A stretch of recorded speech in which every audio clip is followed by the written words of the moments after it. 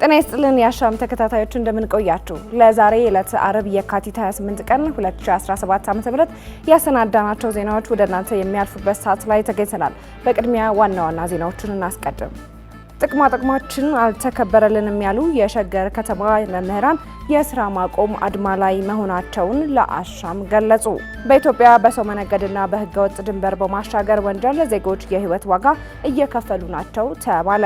ህወሓት ፓርቲ ውስጥ የጠላት አስተሳሰብ የተሸከመ ኃይል አለ ሲሉ የትግራይ ጊዜያዊ አስተዳደር ፕሬዝዳንት ጌታቸው ረዳ ወቀሳቸውን ሰነዘሩ። ከውጪ ዩናይትድ ስቴትስ አሜሪካ ከታዳጊ ሀገራት ጋር ከነበራት የአየር ንብረት ስምምነት ራሷን ማግለሏ ተገለጸ። ተመልካቾቻችን አስቀድመን ያስተዋወቅናችሁንና የቢዝነስና ምጣኔ ሀብትን ጨምሮ የስፖርት ዘገባዎች ወደ እናንተ ያልፋሉ። የዕለቱ ተረኛ አሳላፊ መስከረም አዲሱ አብሬያችሁ ቆይታ አደርጋለሁ። ወደ ቀዳሚው ዜና ተሻገርኩ።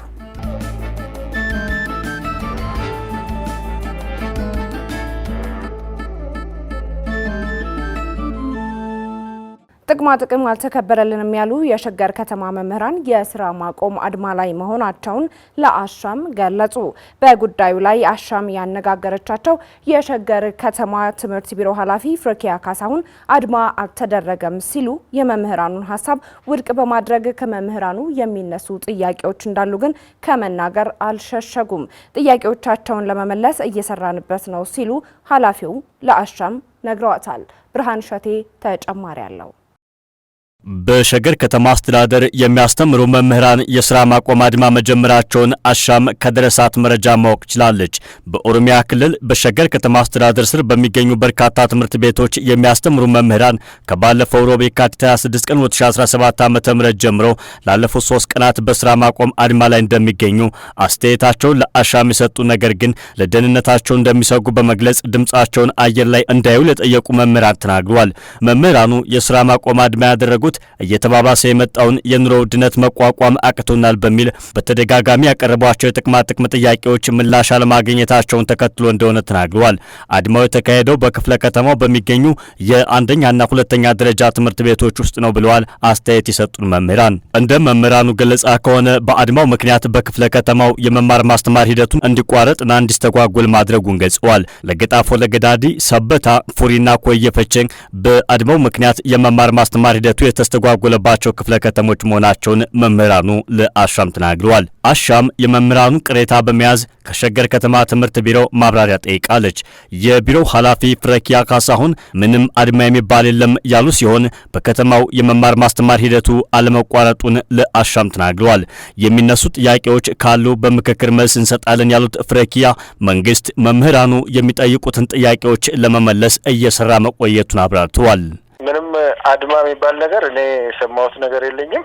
የመማር ማስተማር ሂደቱ ሙሉ ሸገር ላይ እየተካሄደ እንዳለ ነው ማውቀው። መምህራኖች ጥያቄ ካላቸው አግባብና ስርዓት ባለው መልኩ መጠየቅ ይችላሉ። ከዛ ውጪ የተለየ ነገር እኔ የደረሰኝም የለም። የመማር ማስተማር ሂደት እየተካሄደ እንዳለ ነው ማውቀው። ክፍተቶች ካሉ ደግሞ በመማር ማስተማር ሂደቱ ላይ ከመምህራኖቻችንም ጋር ጥያቄ ካለ በውይይትና በምክክር መልስ እየሰጠን የምንሄድበት ሁኔታ ይኖራል።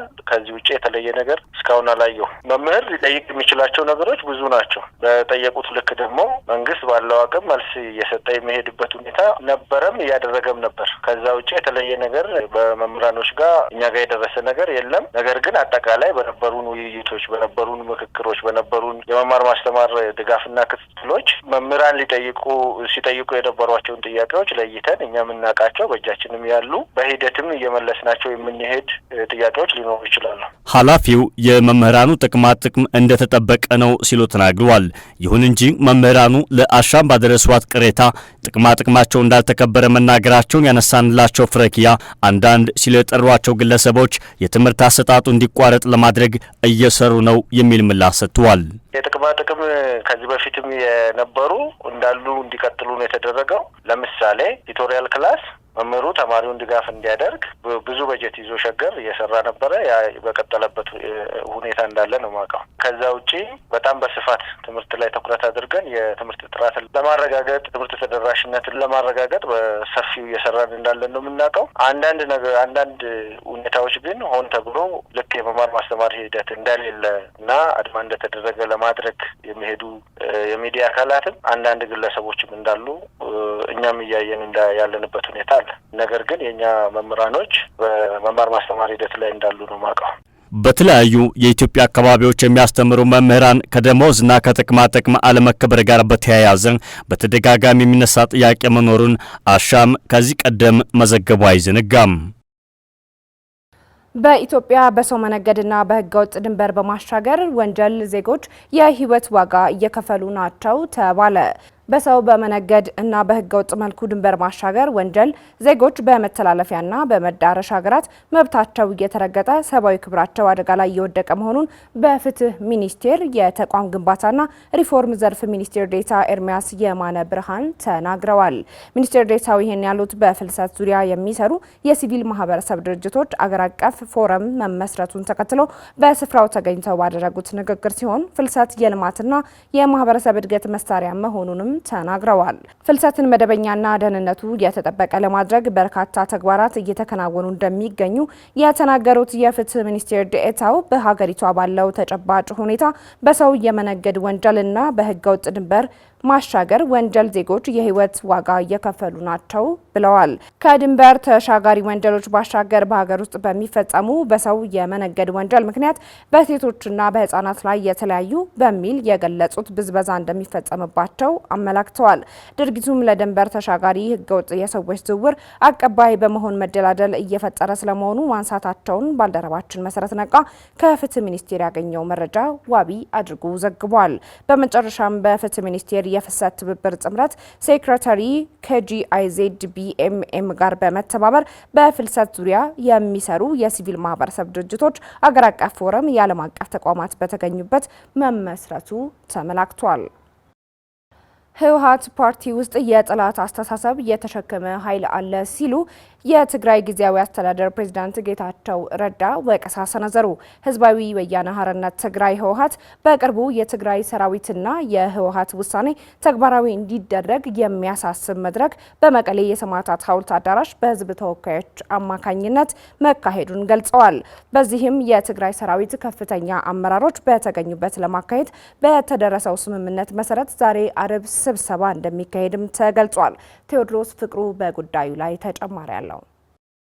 የሰሜኑ ጦርነት እልባት እንዲያገኝ ካደረገው የፕሪቶሪያው የሰላም ስምምነት በኋላ በትግራይ ከተቋቋመው ፕሬዝዳንት ጌታቸው ረዳ ከሚመሩት የትግራይ ክልል ጊዜያዊ አስተዳደርና ዶክተር ደብረጽዮን ገብረ ሚካኤል በሚመሩት ህወሓት መካከል ከቅርብ ጊዜ ወዲህ ግጭት መፈጠሩ ይታወቃል።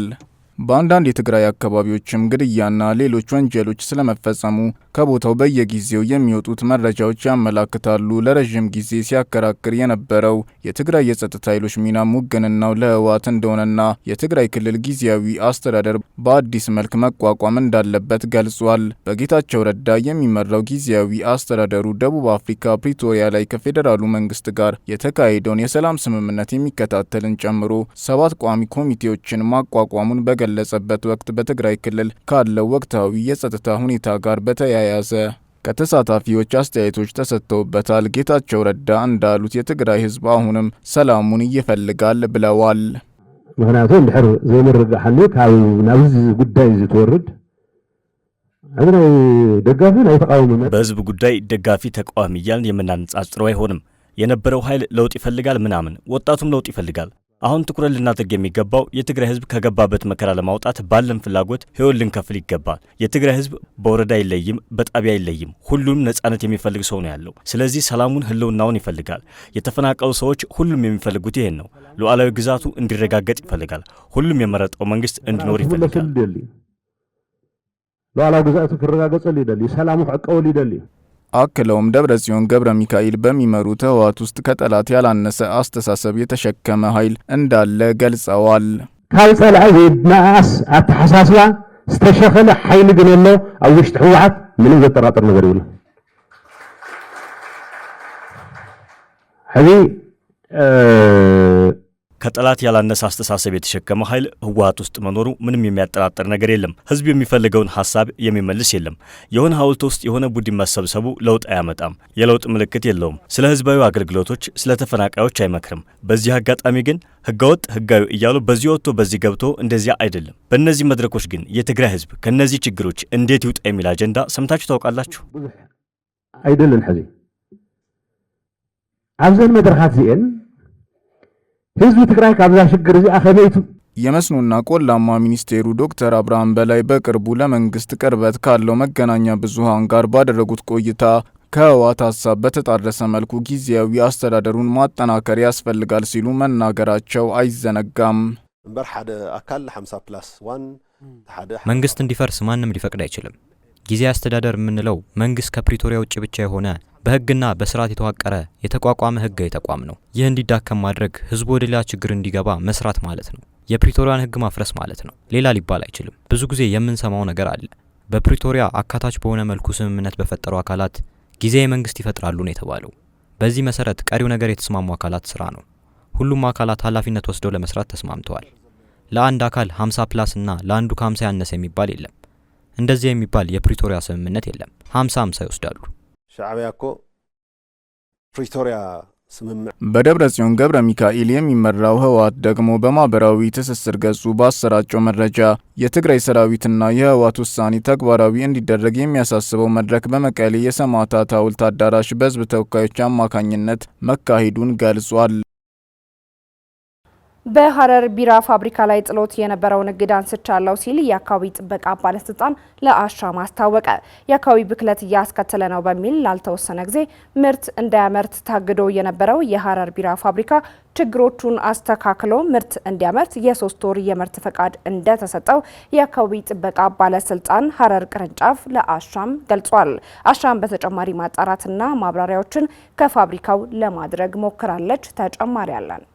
የሐረር ቢራ ፋብሪካ በምርት ሂደት የአካባቢ ብክለት እያስከተለ ነው፣ የምርት ሂደቱን ያልጠበቀ አመራረት እያመረተ ነው በሚል ከወራት በፊት እግድ ተጥሎበት እንደነበር ይታወሳል። በፋብሪካው ላይ ተጥሎ የነበረው እግድ ከሰሞኑ በተለይም ምርት ለማምረት የማያስችለው እግድ እንደተነሳለት ተነግሯል። ፋብሪካው ከአካባቢው ብክለት ጋር ተያይዞ ተጥሎበት የነበረው እግድ የተነሳበት አግባብ ምንድን ነው በሚል አሻም የሐረሪ ክልል የአካባቢ ጥበቃ ባለስልጣንን አነጋግራለች። በዚህም የክልሉ የአካባቢ ጥበቃ ባለስልጣን ዋና ዳይሬክተር ሰሚር በክሪ ለአሻም እንደገለጹ ፋብሪካው በምርት ወቅት የተለያዩ የአካባቢ ብክለቶችን ሲያስከትል እንደነበር አስታውሰዋል። በማከልም የገበሬ ምርቶች ላይ ከፍተኛ ሲሉ በገለጹት ደረጃ ልክ ጉዳት ሲያደርስ እንደነበር ተናግረዋል። ፋብሪካው አሁን ላይ ምርት እንዲያመርት የተፈቀደው ችግሮቹን አስተካክሎ ማምረት ይጀምራል ከሚል እሳቤ በመነሳት ነው ብለዋል። ፋብሪካው የማምረት ፈቃዱን ያገኘው ለ3 ወራት ብቻ መሆኑን የሚናገሩት ዳይሬክተሩ በእነዚህ 3 ወራት ውስጥ ተመሳሳይ ብክለት አስከትሎ ከተገኘ እርምጃው ድጋሚ ይወሰድበታል ባይ ናቸው።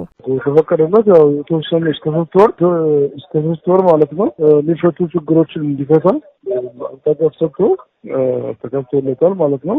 3 ወር አይተን ነው እንደ ሁኔታው ማለት ነው። ቀጣይ ላይ ማስተካከያዎች ያው እንሰራለን ብሎ ቃል ገብቷል። በዛ መሰረት ነው ያለው። አሁን ምንድነው መሟላት ያለባቸው የሬጉላቶሪ ተቋም ስለሆነ መሟላት ያለባቸውን አስቀምጠን እነዚህ አሁን መታረም ያለባቸው ነገሮች ማለት ነው ከዚህ ችግር የነበሩ ነገሮች እንዲሟሉ ነው ያስቀመጥነው። በዛ መሰረት ነው እነሱም አቅጣጫ ሰጥተን ማስተካከል እንዲደረግ ነው የሰጠነው። ላይ ያው እሱን አይተን ያው እንደ ሁኔታው እናደርገዋለን ማለት ነው። ማስተካከያ እርምጃው ተጀምሯል። ቀጣይ እሱን ይዞ የመዝለቅ ነገር ነው የሚሆነው። በዚህ ደረጃ ነው ያለው። አካባቢ ብክለት ያው እዛ አካባቢ ያለው የሽታ ከአካባቢ ለሚለቀቀው ምንድነው ውሃ አለ። የውሃ አካላትን የዶክተርና ታች ያለውን ማለት ነው የአርሶ አደር ማለት ምርታማነት የመቀነስና መሰል ነገሮች ናቸው እና ግሩ ያው የቆየ ችግር ነው። በዛው ደረጃ ግን ያስፈልጋል ብሎ ነው ያስቀመጠው። በዛው መሰረት በሱም ያንን ለማስተካከል እንደጋራ እንግዲህ የተግባባንበት ነገር ነው ያለው። ቀጣይ ሂደቶችን እንግዲህ በሂደቱ በእነሱ የሚመስሉት ነገር የምናየው ነገር ይሆናል ማለት ነው። ኃላፊው እንዳሉት ከሆነ ፋብሪካው በብክለት ደረጃ ሲያደርስ የነበረው የብክለት መጠን ከፍተኛ ነው። አክለውም የእገዳ ጊዜው ሲነሳ ባለስልጣኑ ከፋብሪካው ጋር ስምምነት ማድረጉን አስቀድሞ ስምምነቱ የተከናወነው ምርት እንዲያመርት ከታገደ ከ1 ወር ባልበለጠ ጊዜ ውስጥ ነው ብለዋል። ይሁንና ዛሬም ላይ ፋብሪካው ክትትል እየተደረገበት እንደሚገኝ አክለው ተናግረዋል።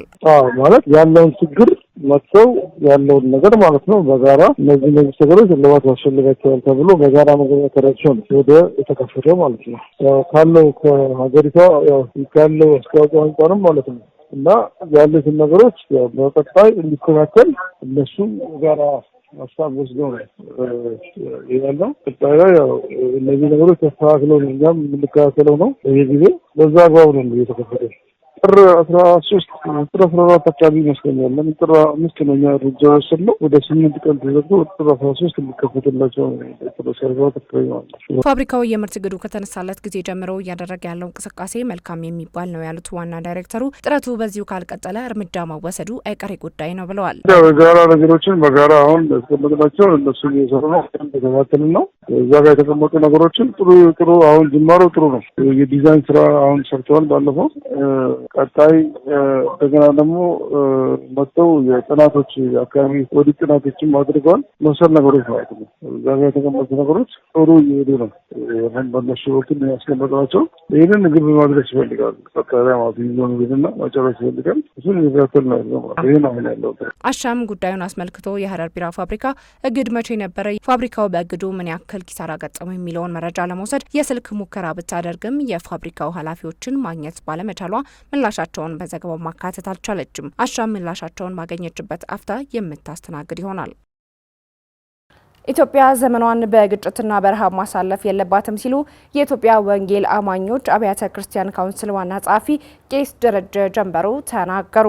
የኢትዮጵያ ወንጌል አማኞች አብያተ ክርስቲያን ካውንስል መለኮታዊ ጉብኝት ለኢትዮጵያ በሚል በአዲስ አበባ መስቀል አደባባይ በፍራንክሊን ግርሃም መሪነት የካቲት 29ና 30 2017 ዓ.ም እንደሚካሄድ ካውንስሉ በሰጠው ጋዜጣዊ መግለጫ አስታውቋል። የኢትዮጵያ ወንጌል አማኞች አብያተ ክርስቲያን ካውንስል ዋና ጸሐፊ ቄስ ደረጀ ጀንበሩ አሁን ላይ ኢትዮጵያ ብዙ ፈተናና ችግሮችን ብሎም ድህነትና ግጭቶች ያሉባት ወቅት በመሆኑ በፈጣሪ የምትጎበኝበት ጊዜ ነው ብለዋል። ኢትዮጵያ ዘመኗ በግጭትና በረሃብ ከማሳለፍ ይልቅ በመተባበር በመደማመጥና በመግባባት ለሀገሪቱ ሰላም መስራት እንደሚገባ ቄስ ደረጀ ጀንበሩ ተናግረዋል።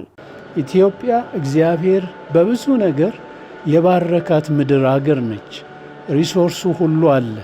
ስለ መቸገር የለብንም፣ መራብ የለብንም፣ በግጭት ማሰለፍ ዘመናችንን የለብንም። ወደ እግዚአብሔር በመጮህ በመግባባት በመተባበር በመደማመጥ ለሀገራችን ሰላም መስራት ስለሚያስፈልግ ሁላችንም እንምጣ፣ ፕሮግራሙን እንካፈል፣ ይጠቅመናል ብዬ ስለማስብ የኢትዮጵያ ወንጌል አማኞች ካውንስል ስር የሚገኙ የሃይማኖት ተቋማት በልማት በማህበራዊና በተለያዩ አገልግሎቶች ላይ ተሳታፊ የሆኑ እንደሆነ ቄስ ጀንበሩ አንስተው ይህንን ሰፊ አገልግሎት አጠናክረው እንደሚቀጥሉም አረጋግጠዋል። እኛ ግን ለረጅም ከ100 ዓመታት በላይ እንደ መካነ ኢየሱስና ሌሎች የቆዩ አብያተ ክርስቲያናት ሁሉን ብንመለከት የልማትና ማህበራዊ አገልግሎት በስፋት ይሰጣሉ። ይሄ እንዲህ በቀላሉ በቃል የሚገለጥ አይደለም።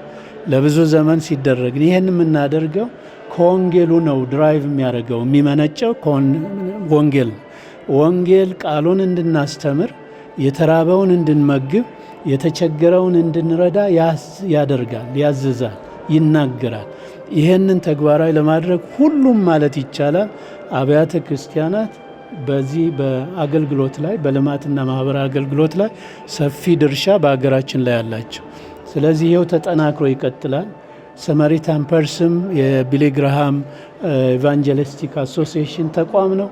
እነሱ ራሳቸው ህዝብ እየረዱ ነው ያለው።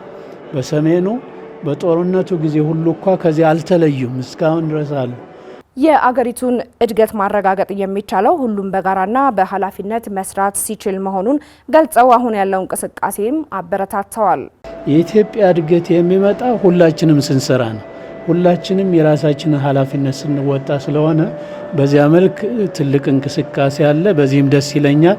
ይኸው ይቀጥላል። በመስቀል አደባባይ የካቲት 29ና 30 2017 ዓ.ም በሚካሄደው በፍራንክሊን ግርሃም የሚመራው ጉባኤ ላይም በመቶ ሺዎች ይታደሙበታል ተብሎ እንደሚጠበቅም የኢትዮጵያ ወንጌል አማኞች ቤተ ክርስቲያን ካውንስል ዋና ጸሐፊ ቄስ ደረጀ ጀንበሩ ጨምረው መናገራቸውን መግለጫውን የተከታተላቸው ሪፖርተራችን ፍሮር ኃይሉ ዘግባለች።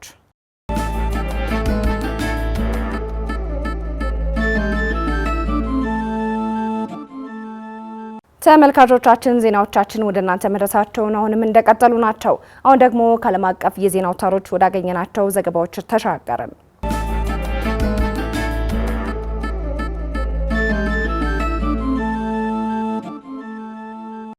ዚምባብዌ የብሪክስ አባል ሀገር ለመሆን ጥያቄ ማቅረቧን አስታወቀች። የዚምባብዌ ውጭ ጉዳይ ሚኒስቴር አሞን ሙሩዊራ ሀገራቸው በይፋ ብሪክስን ለመቀላቀል ማመልከቻ ማቅረቧን ተናግረዋል።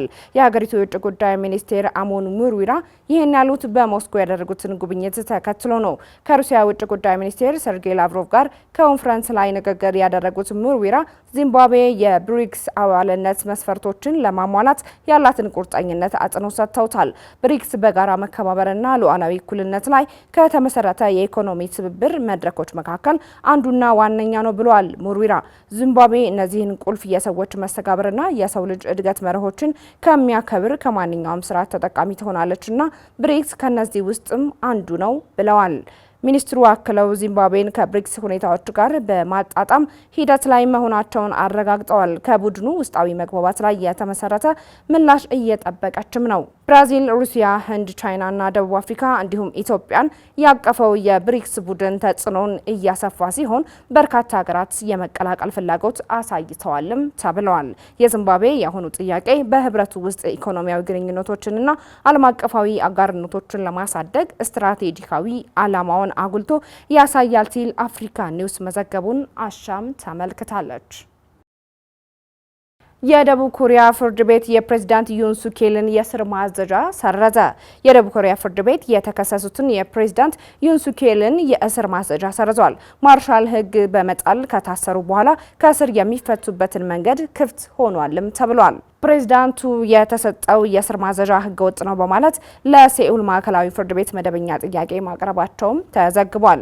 ዘገባዎቹ አክለውም የክስ መዝገቡ የተከሳሹ የእስር ጊዜ ካለፈ በኋላ ነው ብሎ መደምደሙ ምክንያታዊ ነው ሲል የሴኡል ማዕከላዊ ፍርድ ቤት የወጣ ሰነድ ተናግሯል ብለዋል።